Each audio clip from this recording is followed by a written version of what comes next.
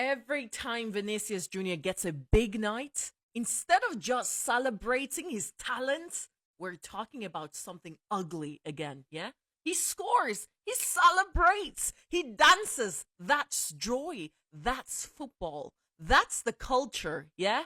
Vinny Jr. is to blame. He shouldn't celebrate like that. He's brought it on himself. I can't believe he's celebrating like that. He shouldn't do that. That's why you get treatment like this. That's why people say stuff about him. That's why people don't like him. Yes, he danced in front of the opposition fans. So what? Players celebrate in front of away ends all the time. That's part of football. That's emotion. That's the game, yeah? But being called a monkey in 2026, that's not banter.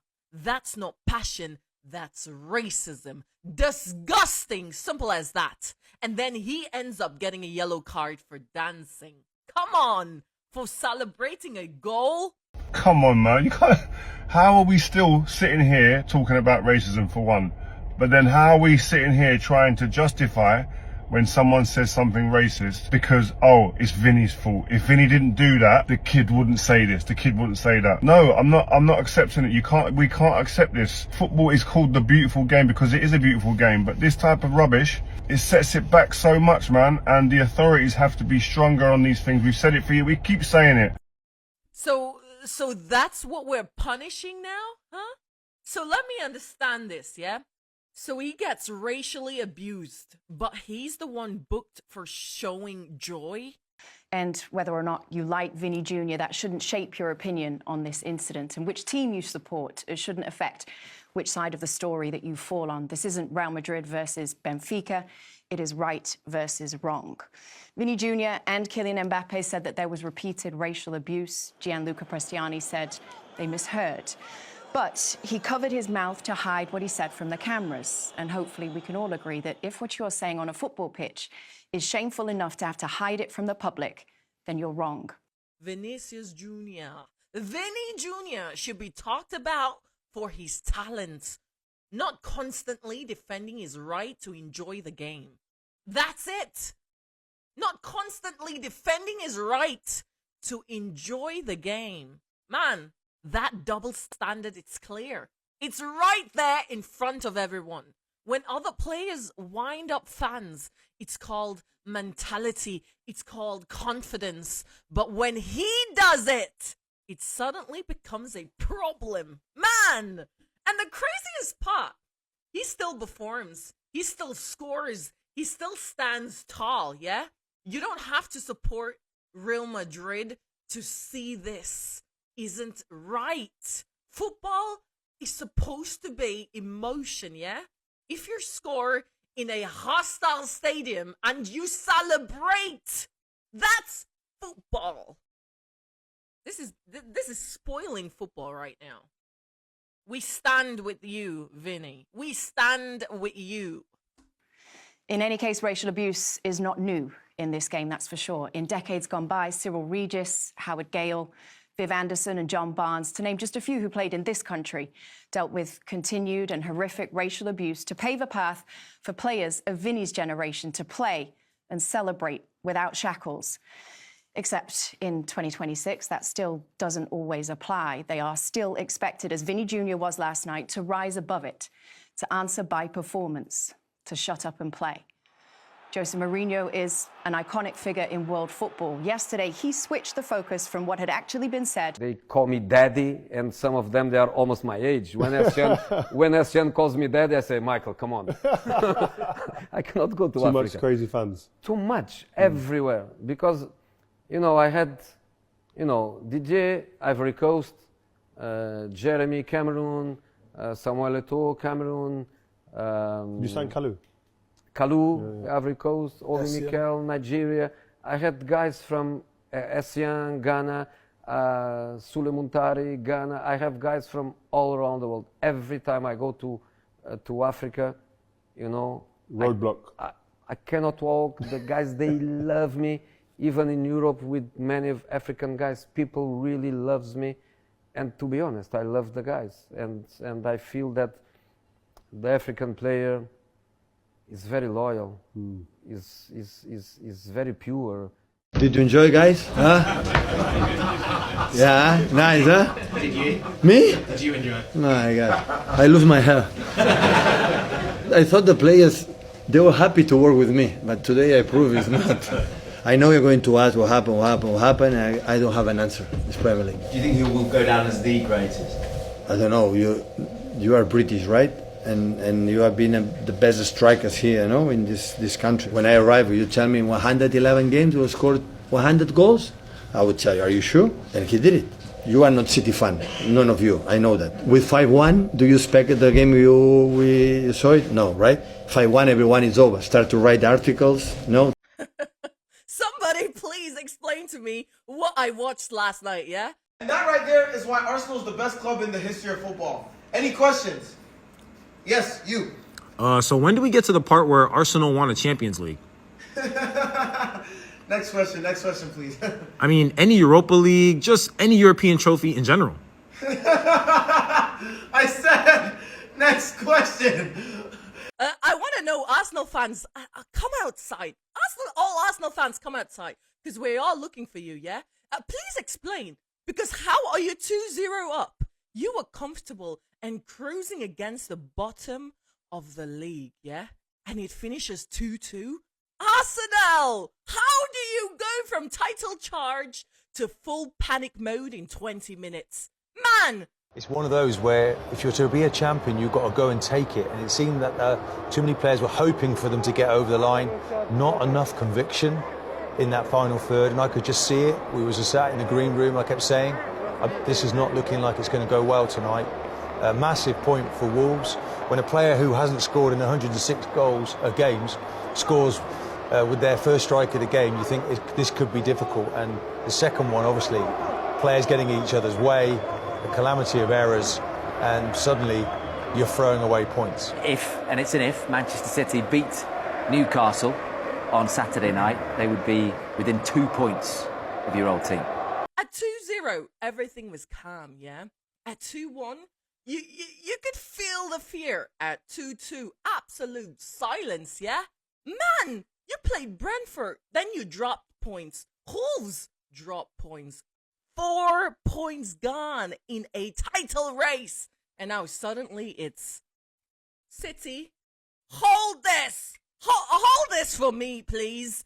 You led all season just to pass the pressure like a hot potato. Hot potato. And listen, I didn't say bottle contenders, yeah? I didn't say it, but the word is on the streets. It's whispering. It's echoing. It's moving around North London. Because how are you 2 goals up against the bottom club and you still can't lock down? You still can't lock it down, man. Champions finish games. Champions don't start shaking when Wolves start believing, yeah? Now the title isn't even fully in your hands anymore. And City are just standing there like, thank you. Thank you very much. Arsenal fans, please, man, look me in the eye. When it gets tight, you start remembering history. And history hasn't been kind, right? Hey, different season, same pressure, same questions, yeah? And one last thing. Again, I didn't say bottle contenders, yeah? If the glass fits, pour that bottle into the glass. If it fits, pour it. Ramadan Kareem. I need someone to tell me, how did Arsenal fans become public enemy? Like, how are we the most hated fans? You lot love to cuss us because we're happy when our team plays well, just like any other fan base, but no one wants to talk about how Chelsea don't want to win today. I've opened up my socials, the amount of Chelsea fans I've seen saying, do we need to win today? Do we need to win? Yo, shame is free, you know.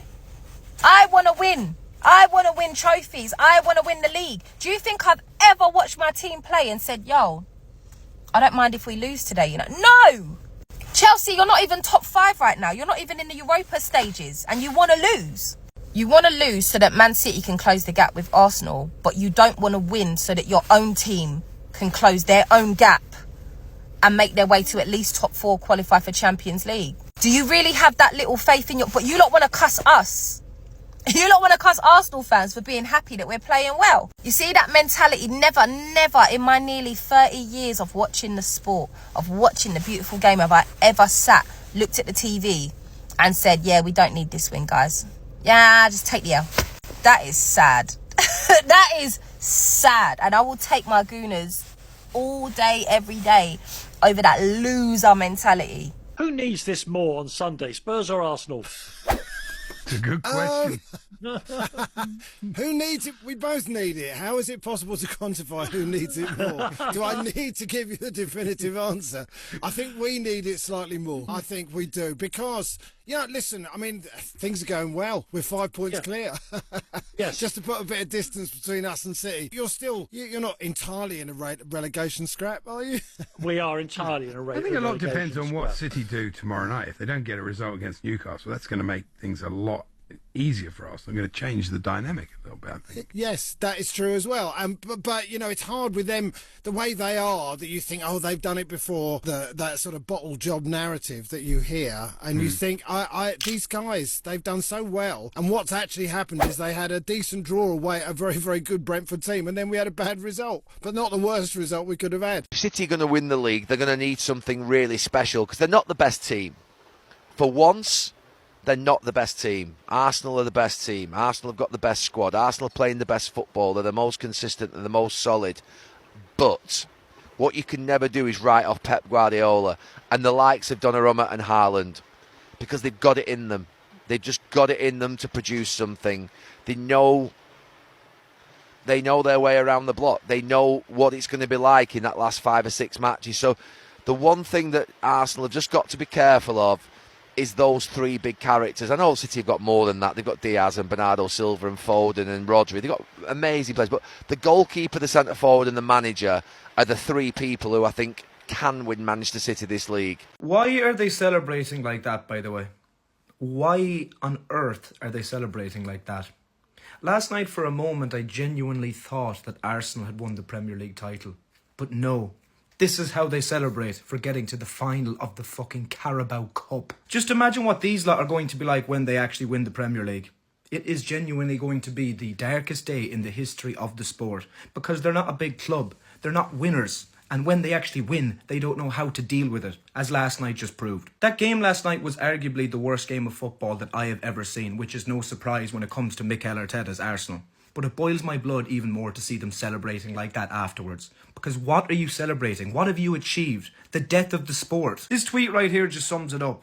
Arsenal fans might try to fool themselves to us, but even them do not enjoy watching their own team play football. They literally drain the energy out of every game they play in, regardless of the opposition they're up against. Football has massively fallen off this season. The fact that these are probably going to win the league just shows exactly where English football is right now. But what comforts me is that even if it does happen, it will never ever happen again, because we will never have a season ever again in which everybody else is so poor. And of course, with it being Arsenal, we never have to worry about the Champions League, but his poisonous style of football anyway would never run there. I just hope that football can rise again from its current incredibly dark state. Yep, and Arsenal need to go obviously to play away at Man City, so it's wide open. You're playing the bottom team in the Premier League.